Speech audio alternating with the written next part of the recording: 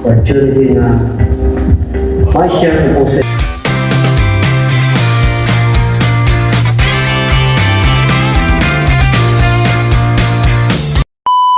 inyong oras na to about sa class 10.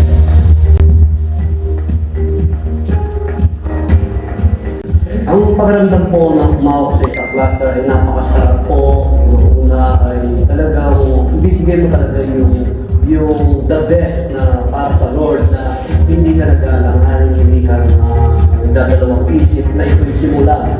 Dahil po nung unang-una po sa totoo lang ay nung ako nagsimula, talagang napakahirap po. Hindi ko alam kung sino unahin ko, sino lalapitan ko, sino ang bubugin ko, mga tao, mga matatayan. Alam na po, natin na napakahirap kaya mga tatayan ko po.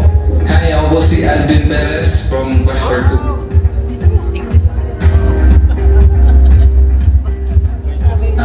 Una-una po sa lahat, blessed po kasi yun po yung privilege na makapakinig ng mga salita ng Diyos galing po sa mga katatayan. Yun po yung nakaka-bless.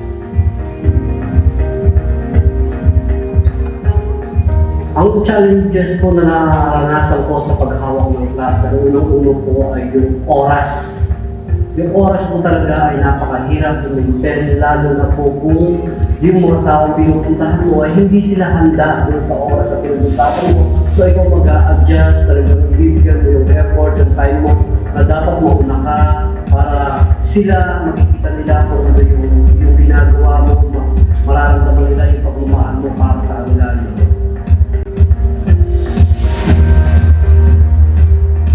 Simple lang po naman, minsan, for example, yung wala po kayong for example, yung oras po ninyo sa trabaho, tapos hindi po nagtutugman. Kaya minsan po, di nakaka-attend, gano'n. Naranasan ko po ang pagkilos ng Panginoon sa cluster po namin noong time na meron pong nag-testimony ako sa kanyang accident. Talagang na-bless po ako ng todo dahil sa laki po ng disgrasya na nangyari sa kanila, ng bola mga utang nila, nakita ko po na kahit isang galos na wala pong nangyari sa kanila, talagang napakabuti po ng Lord na ginagawa niya sa cluster namin. Hindi niya po pinababayaan ng mga member, lalo na po yung mga kasama po namin, at yan ganoon din po. Po, for example, sa mga testimony po ng mga katatayan, ng ibang katatayan, tapos yung mga sharing po nila, nararanasan mo po kung paano kumilos yung Panginoon sa buhay nila. So parang na mo po sa sarili mo, ay ganito pala si Lord, ay ganito pala siya kumilos, napakaganda.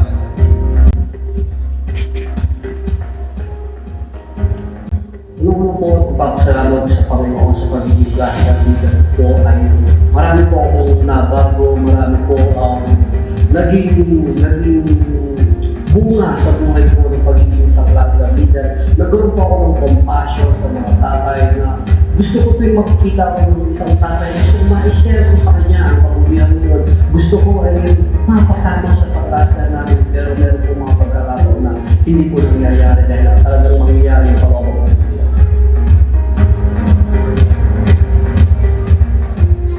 Salamat po kasi dinala niyo po ako sa clustering kung saan na kapag mayroong kang problema, nasi-share ko po sa kanila yung parang open po sila na makinig, open po sila na kung ano mang dinadanas mo sa buhay mo. Parang lang po, be yourself lang po, yung huwag po tayo mahiya. Kasi po, mga lingkod po sila ng Panginoon, kumbaga, walang condemnation, kumbaga. I live starts with me. I live starts